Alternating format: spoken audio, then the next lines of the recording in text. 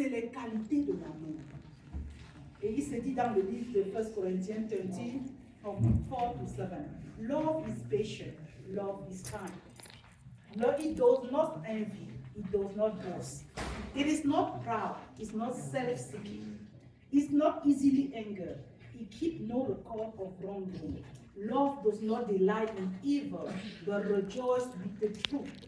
Love always protects. Love always hopes. Love always persévère. L'amour est patient. Comment on dit quand en français encore? L'amour n'envie pas. L'amour ne se vante pas. L'amour ne juge pas. L'amour ne se contente pas sur lui-même.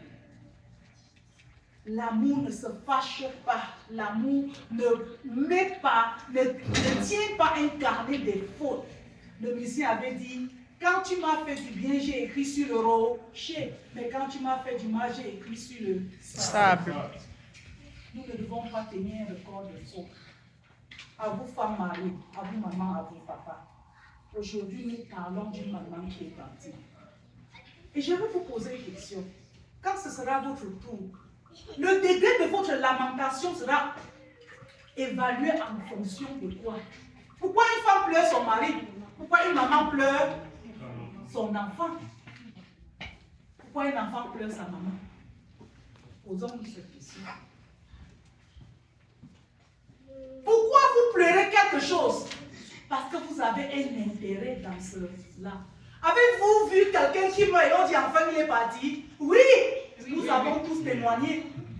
Des mamans qui parlent, on dit que vampire va-t'en. Un enfant qui part finalement, démon, on va dormir. Il a écrit son histoire quand il était âme. J'ai souvent vu des deuils. On met le corps, chacun dit que la Messie était gentille. Quelqu'un se dit, nous mentait, elle est déjà partie. Nous tous, nous savons ce qu'elle était. On peut faire les bons discours quand vous êtes partis, mais la vérité demeure. Amen. La vérité demeure. La vérité demeure. Nous parents, nous enfants, nous devons écrire notre histoire quand nous sommes vivants. Le témoignage qui sera fait sur votre tombe ne sera qu'en fonction de l'amour, de la haine, de la gratitude, de la compassion que vous avez vu envers les autres. Maman Suzanne s'en est allée. Pourquoi vous êtes ici? Michel pouvait dire que donnez-moi l'argent, je pars au Cameroun. Mais elle a une raison qui la pousse de pleurer. Et je vais vous faire un témoignage. Maman, ne vous trompez pas, papa, ne vous trompez pas. La Bible nous dit que entraîne ton enfant selon la voie du Seigneur. Et quand il grandira, il ne s'en détournera pas. Ça veut dire que à travers ton enfant, c'est toi qu'on voit. À travers ton enfant, c'est toi qu'on voit. Et la réalité qu'aujourd'hui, nous, aux États-Unis, nous nous concentrons tellement sur l'argent, nous pensons que la richesse qui va faire le bonheur de nos enfants quand nous serons partis sera l'argent. Mais vous mentez. Si vous donnez des milliards à un idiot, le jour que vous allez vous mourir, il va vous oublier à la mort. Il va d'abord aller profiter de tout ce que vous l'avez interdit pendant votre vie. Il reviendra dire qu'est-ce qu'on fait de corps de la bêtise? Lève-toi, tu parles encore.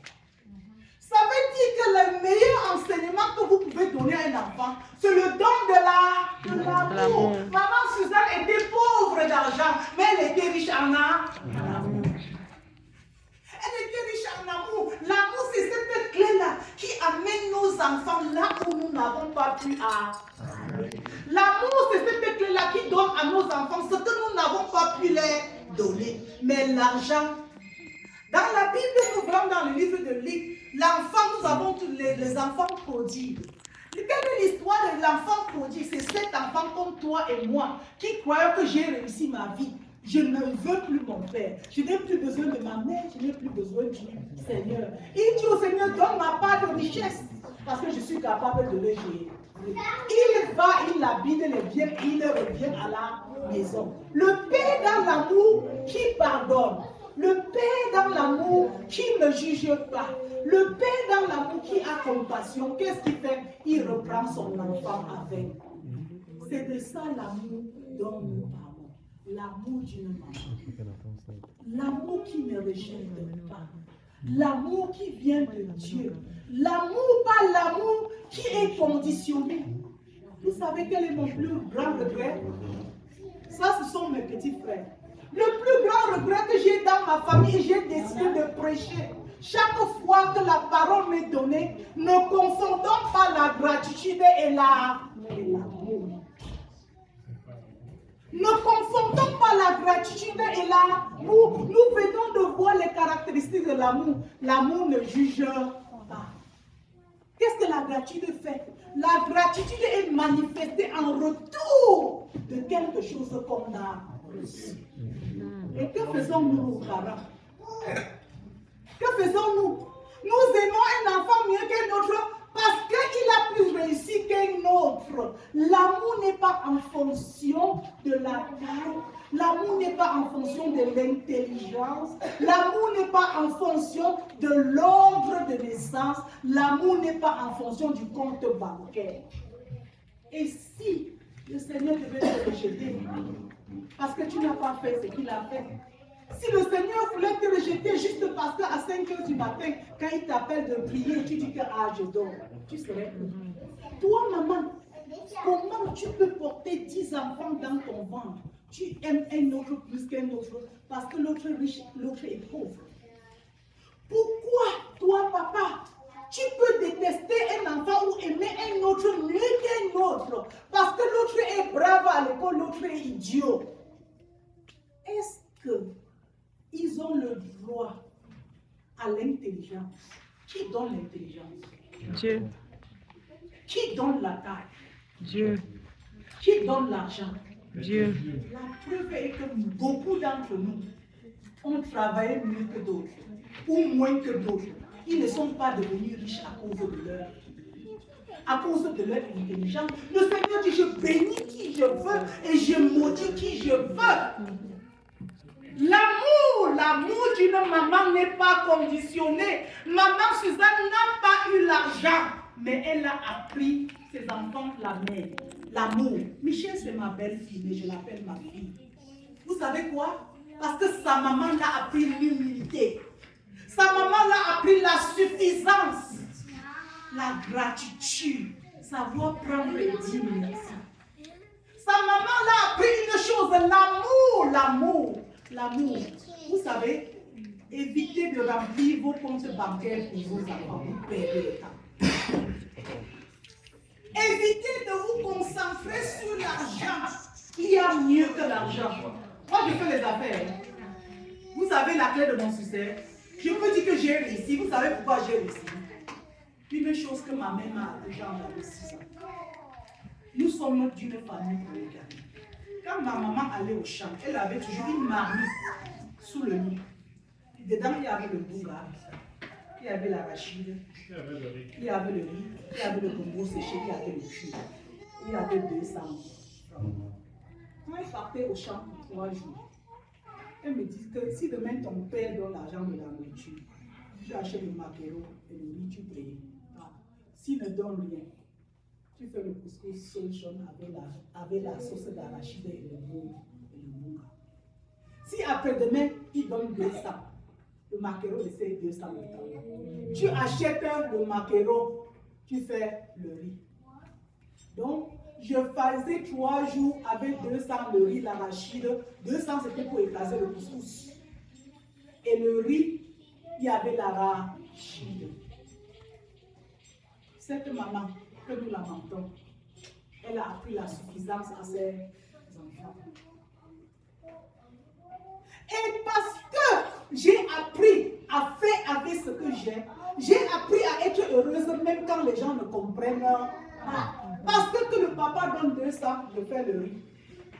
Je prépare le riz avec le maquereau. S'il ne donne pas, je fais avec le bounga. S'il n'y a pas l'huile, je fais le riz avec le cuir. Dans tous les cas, on doit marcher. Et c'est ça qui amène la suffisance. C'est ça qui enlève les jalousies. Pourquoi est-ce que nos familles sont aussi divisées? Parce que nous avons le don de la concurrence. Nous avons le don de savoir, j'ai fait ceci et j'attends cette chose de lui. Mais l'amour vrai aime sans attendre quelque chose à vous. Vous savez, j'ai eu la high blood pressure. Vous savez pourquoi était mon high blood pressure? J'ai appris une leçon.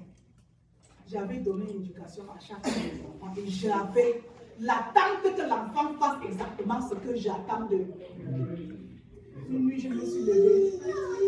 J'ai prié, j'ai dit Seigneur, pourquoi? Le Seigneur m'a dit, toi, ma pauvre enfant, parce que tu as trop d'attente. Tu as trop d'attente. Aimer sans avoir des expectations, aimer sans attendre quelque chose en retour. Je peux avoir la volonté, mais si le Seigneur ne me donne pas la force, je ne peux pas le faire. Je peux avoir les moyens, il manque la force. Je peux avoir la force, il me manque des moyens. C'est pourquoi ça que dans des occasions comme celle-ci, chacun prépare ce qu'il peut. Certains ont l'argent, certains ont le temps, certains ont le service. Évitons de nous juger en fonction de ce que nous avons. Le plus grand héritage que nous pouvons laisser à nos enfants, le plus grand héritage que nous pouvons laisser à nos familles, c'est le don de paix et le don d'amour. Et ceci ne se fait que dans le pardon. Dans le pardon, le livre de 1 Corinthiens nous dit que l'amour pardonne tout. Et je vais vous dire quelque chose à propos de l'amour, du pardon. Quand vous refusez de pardonner, vous faites du mal à qui? À vous-même. Donc quand tu me pardonnes, tu ne me fais pas une faveur, mais tu protèges ton propre cœur. Qu'est-ce qui se passe dans ton cœur quand tu vois quelqu'un qui t'a fait du mal et que tu n'as pas pardonné? Tu as mal. Souvent, cette personne ne sait même pas que tu es fâché de lui. Souvent, cette personne n'est même pas au courant que tu as des problèmes avec lui. Et quand nous parents, nous ne faisons pas la culture du pardon dans nos familles, que nos enfants grandissent en voyant que tu aimes Paul plus que Janine, qu'est-ce que cet enfant ressent? Tu es son papa, tu es sa maman. Est-ce que le doigt, nous Africains, est-ce que l'enfant gronde son père? Non. Il a mal, il garde la douleur. Et après toi, sur qui décharge-t-il? Quand ma mère était vivante, tu étais tout pour elle, maintenant elle est partie. Dis-moi avec quoi tu te vends. Qu'est-ce qui se passe dans ta famille? Division. Le jour de ton deuil, on met ton corps, on dit qu'elle n'est plus là. Tout ce que tu as fait pendant des années, c'est fini. Que ce que j'ai subi pendant que notre maman était vivante, c'est fini, elle n'est plus là. Donc je suis venue aujourd'hui nous exaucer, maman et papa, que le meilleur don que nous pouvons laisser aux enfants n'est pas un compte bancaire. Donnons du temps à nos enfants. Apprenons à nos enfants à les aimer. Apprenons à nos enfants à se pardonner. Le premier signe quand un enfant de cet âge prend un pain et son frère pleure, il ne lui donne pas. Tu dis que c'est ta part, attends ton tour. Tu as déjà divisé sa famille. Pourquoi? Parce que même si le Seigneur lève cet enfant pour être ton Joseph, tu lui as déjà dit qu'on ne partage pas.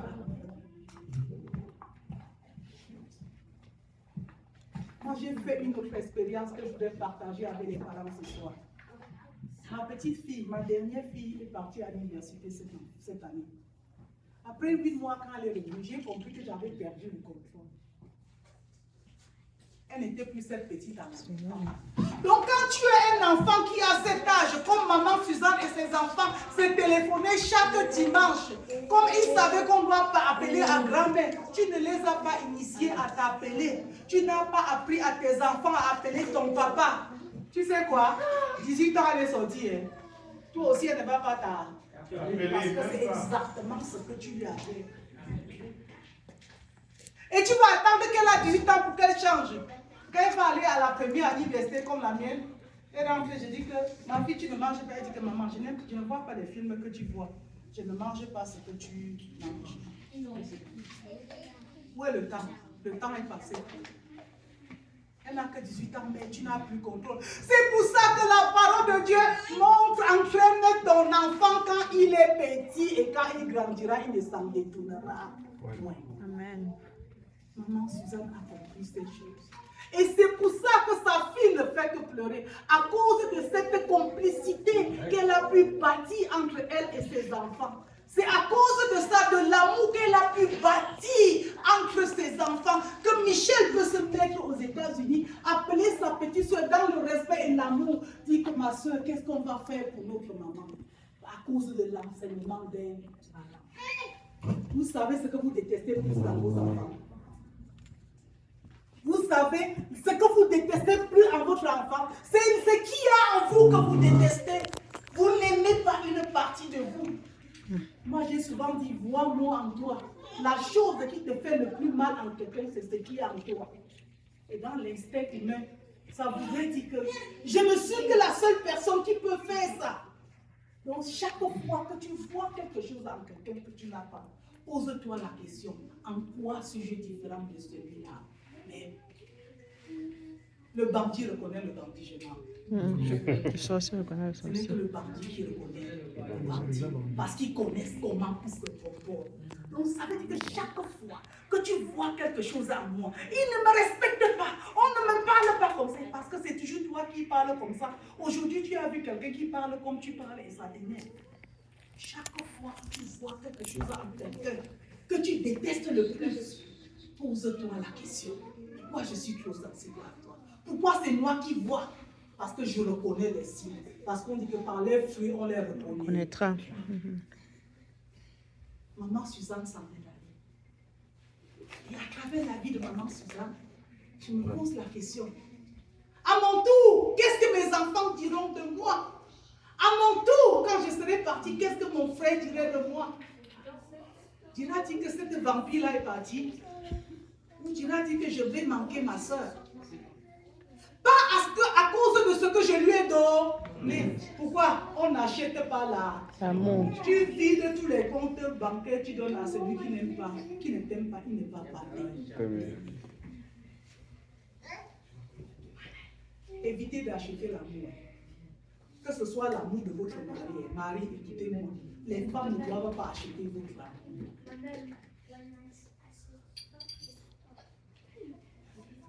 Et femmes, vos maris ne doivent pas acheter votre amour. Parce que s'il l'achète, oui, il l'achète avec le travail.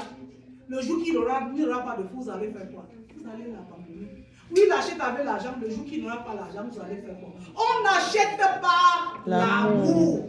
La gratitude est différente de l'amour. On peut être reconnaissant pour ce que quelqu'un nous a fait, mais on n'aime pas quelqu'un à cause de ce qu'il a fait. On n'aime pas quelqu'un à cause de sa taille. On n'aime pas quelqu'un parce qu'il est notre frère. Aimez-vous les uns les autres comme je vous ai aimé. Il n'a pas dit que aimez vos voisins, aimez-vous, vous, nature humaine. Quand je te vois, je vois l'image de Dieu. Quand je te vois, je vois la ressemblance de Dieu. Quand je te vois, je ne vois pas un passant, mais je vois cette personne-là même que le Seigneur m'a demandé d'aimer. Si j'aime mon mari parce qu'il est beau, que se passera-t-il ce jour d'accident?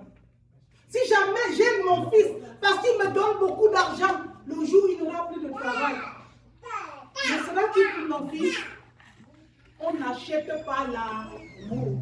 Tous ceux qui sont autour de nous, qui nous appellent maman parce que nous avons donné l'argent.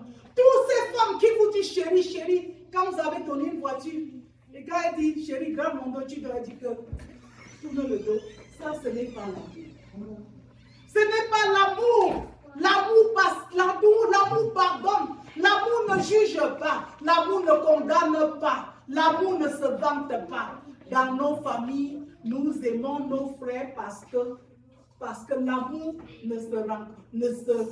le mot amour n'est pas suivi de passeur. Pas chaque fois qu'il y a parce que ça devient un jeu d'intérêt. Et nous sommes entrés dans le matériel. Vous pouvez ne pas avoir de l'argent, mais vous pouvez enseigner à vos enfants l'amour, la gratitude, la reconnaissance. Vous pouvez apprécier un enfant pour son achèvement, on dit achievement. Mais vous ne pouvez pas rejeter un enfant, son amour n'est pas bafoué parce que à cause de ce qu'il a fait. Il est un enfant, il n'a pas à se demander de naître. Personne ne veut être idiot. Tout le monde veut réussir. Et nous devons savoir que la mauvaise graine que nous sémons dans nos familles, chez nous parlons de malédiction. Et à l'église, on parle de generational curse. C'est quoi? La division, la haine qu'il y a eu entre moi et mon frère. Mon frère, ma mère est partie sans que nous établissions la paix. Nos enfants ont continué dans la même haine qu'ils nous ont vu faire. C'est passé de génération en génération. Après cette génération, les enfants des tantes ne parlent plus à l'autre. Vous voulez m'aller, comment vous allez réussir dans un truc comme ça? Jusqu'à ce que le Seigneur élève une âme qui vient et qui prêche la réconciliation et qui supplie que le Seigneur restaure sa paix. Donc aujourd'hui, à travers la mort de maman Suzanne, cette maman qui n'avait rien, mais qui n'avait que de l'amour, qui ne connaissait que Seigneur, que ta volonté soit faite, qui ne connaissait que merci Seigneur, à tes pieds je me repens. Je vais vous dire quelque chose qui m'a fait mal. Quand Michel était avec moi, je pleurais parce que ma mère a souffert. Ma mère a souffert. Ma mère a souffert, mais voici ma mère a souffert. Et je vous dis que cette maman n'a pas eu le temps de boire un comprimé pour partir. Elle n'a pas eu le temps d'appeler ses petits-enfants qu'elle aime bien. Et vous croyez que quand ce sera mon tour, ce sera différent? Vous croyez que quand ce sera votre tour, vous irez faire la paix dans vos familles avant d'aller? Le moment c'est quand c'est maintenant. Donne maintenant, aime maintenant, pardonne maintenant. Le temps ne nous appartient pas. Le temps ne nous appartient pas. Ce n'est pas une honte de prôner la paix. Ce n'est pas une honte de vouloir la réconciliation. Dieu est juste, il est bon. Il n'est pas tard. Que diras-tu? Que diras-tu au Seigneur? Souvenons-nous qu'à la fin des temps, nous rendrons tous compte au Seigneur. Les dons, les talents qu'il nous ont donnés, ce n'est pas pour que nous nous montrions, mais c'est pour que sa volonté soit faite dans notre vie. Peut-être que tu es le Joseph de ta famille. Peut-être que tu es le Abraham de ta famille. Peut-être que tu es le Moses qui va délivrer l'Égypte. Ne te vante pas à cause du talent que tu as. Tu n'es qu'un instrument qui est placé par quelqu'un. Et que quand ce petit souffle de vie que tu n'apprécies même pas te quittera, ce sera fini. Aujourd'hui, je nous exhorte, maman et papa, à revoir notre manière de gérer nos enfants. Est-ce que tu donnes la chaise à celui qui a plus d'argent ou tu donnes la chaise à tout le monde? Parce que la richesse dont le Seigneur nous parle, quand le Seigneur dit que j'ai béni mon enfant, il ne parle pas d'argent. Quand le Seigneur dit que tu es béni, ce n'est pas de l'argent. Quand le Seigneur dit Jésus, Marie, tu es riche, béni entre toutes les femmes. On avait donné un compte bancaire à Marie, on lui avait donné une grossesse qu'elle n'avait même pas désirée. Tout ce qu'elle a dit que Seigneur, qu'il soit fait selon ça. Donc la richesse dont nous parlons, la bénédiction que nous voyons, ce n'est pas les comptes bancaires. Nous pouvons avoir tout l'argent du monde et ne pas avoir la paix du cœur. Notre président se lève à 2 heures, il fait des décrets. Vous croyez que cet homme, même si on me donne sa position gratuite, qui se lève à minuit, il pense à un pays. C'est quelle vie ça? Il dort quand? Il a l'argent, il a le pouvoir. Et puis, la paix. Car le dernier mot, je vous donne la paix. Pas comme le monde vous le donne. Nous devons prêcher la paix dans nos familles. Nous devons prêcher l'amour. Et cela ne se fait que si nous sommes des exemples de Christ. Si nous sommes des modèles des enfants, pour nos enfants. Quand papa et maman continuent à se chamailler devant les enfants, ça devient quoi? Ça devient normal, non? Je vois tous les jours. Quand tu manges le poulet tous les jours, est-ce que tu es maman? Est-ce que c'est étrange encore? Quand nos enfants nous voient nous diviser chaque jour, nous chamailler, ça veut dire que se chamailler, c'est un procès normal de la vie. Quand on passe le vie à dire à un enfant que tu es idiot, ton enfant il dit tu as eu 0. Tu crois que le 0 a dit encore quelque chose à l'enfant? Mais si tu te chéris, tu sais que tu es capable, j'ai confiance en toi. Tu lui montres de l'amour et de l'affection. Le jour qu'il est passé de 0 à 2000, tu dis que mon fils, tu as fait. C'est de la gratitude. Tout le monde aime être encouragé. Mais nous avons, parents, nous avons appris à nos enfants. L'amour est mesuré en fonction des choses. L'amour est mesuré par la sagesse. L'amour est mesuré par nos comptes bancaires. L'amour est mesuré par le degré de je t'aime. Mais je vous dis, quelqu'un peut vous chanter je t'aime, je t'aime, je t'aime, je t'aime, je t'aime, je t'aime, je t'aime. Mais ce je t'aime ne sont que des paroles en l'air. Donc aujourd'hui, à travers la mort de maman Suzanne, c'est que maman, qui pouvait ne pas avoir les millions, mais a su prôner l'union dans sa famille, a pu prôner la gratitude, a pu prôner le contentement, a pu prôner l'amour parmi ses enfants. Que nous regardions, que nous demandions, qu'est-ce que je fais de ma famille? Et si le Seigneur m'appellerait maintenant? Nous ne voulons pas avoir l'héritage de votre victoire. Qui veut l'héritage de votre victoire? Personne. Non, merci. Non, merci. Non, merci. Qui veut l'héritage de la Free Construction? Tu sais ce que c'est devenu? Tu sais ce que c'est devenu? Tu sais ce que c'est devenu? Non, merci. Ça veut dire que vous voulez la division après vous dans vos familles? Vous voulez la famille, la succession de la Free Construction? Le ciment est congelé au mur, les enfants se divisent. Vous voulez ça? La seule manière que nous pouvons éviter ces choses, nous devons apprendre à célébrer nous célébrer les uns les autres. Nous devons apprendre à nos enfants à se célébrer. Que la richesse de l'un soit la joie de l'autre. Que le bonheur de l'un soit la gloire de l'autre. Que celui qui a un donne à l'autre. Nous devons apprendre à prôner l'amour dans nos mariages. On arrive maintenant. Nous devons apprendre à prôner le partage, la compassion dans nos vies. Nous devons apprendre à prôner l'unité. Mes frères, ma soeur, tu as les chaises. Juste continue à filmer, va prendre la chaise d'ailleurs. Nous devons apprendre à prôner l'unité. Vous pouvez ne pas avoir l'argent. Vous pouvez ne pas avoir l'argent. Mais vous pouvez donner la clé du magasin d'or à un enfant. Car si vous lui donnez l'or sans la clé, il va ouvrir la porte et tout va sortir. Vous pouvez avoir tous les biens sur cette terre. Mais un directeur n'est directeur que s'il a des employés. Si vous laissez un gros capital à l'enfant sans lui apprendre la compassion et le pardon, qu'est-ce qu'il va faire le premier jour qu'il arrive au travail? Il va chasser tous ceux-là qui vous ont soutenus pendant des années.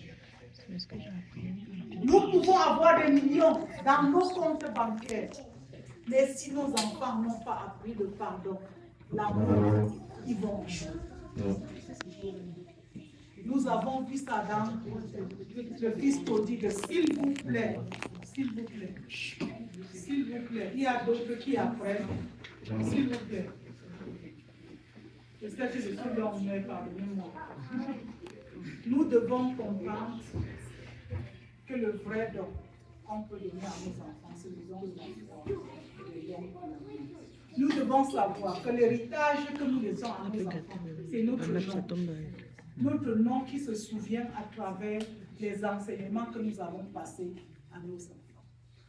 Notre don que nous laissons à nos enfants, l'évangélisation, que quand votre enfant parle de vous, il dit que voilà ce que ma maman m'avait appris et votre génération sera faite. Chère maman, chère papa, à travers la mort de maman, posons-nous cette question. Que dira-t-on de moi? Qu'est-ce qui se passera entre mes enfants après mon départ? C'est ce que je prie. Il y a des déclarations et des changements qu'on n'a pas besoin de le faire. C'est une exhortation. Une exhortation, c'est un exposé qui permet à chacun de méditer son propre sort, d'examiner sa propre vie. Sur ce soir, je vous invite, mes frères, mes sœurs, à savoir que le temps ne nous appartient pas. L'homme est limité dans le temps, dans la force, dans la puissance. L'homme est limité sur toute l'arme de vie. Je vous exhorte, je nous exhorte ce soir, à travers la mort de maman Suzanne, que chacun de nous revoie comment faire de sa maison une maison qui doit porter des fruits même après lui. Je nous exhorte à revoir ces petites divisions qui se créent parmi nos enfants de 6 ans et 7 ans. Et nous croyons qu'il ce n'est rien. Mais c'est une graine qui a été plantée et qui est en train de germer et qui continuera à germer et à produire même quand nous serons partis. Enlevons la mauvaise graine qui essaie de germer dans nos familles. Enlevons ces mauvaises plantes qui essaient d'envahir nos familles. Parce que vous savez, le diable, le sanctuaire de l'ennemi du diable, c'est la famille. Nous connaissons tous la jarre de diviser pour mieux régner. Quand le diable vient dans une famille, il monte des querelles contre mari et femme, frères et sœurs. Et il commence à prendre individuellement. Il commence à prendre. Nous devons prier que le Seigneur apporte sa paix et l'unité dans nos familles. Au nom de Jésus. Amen. Nous allons, après un court temps, prier pour cette paix dans nos familles.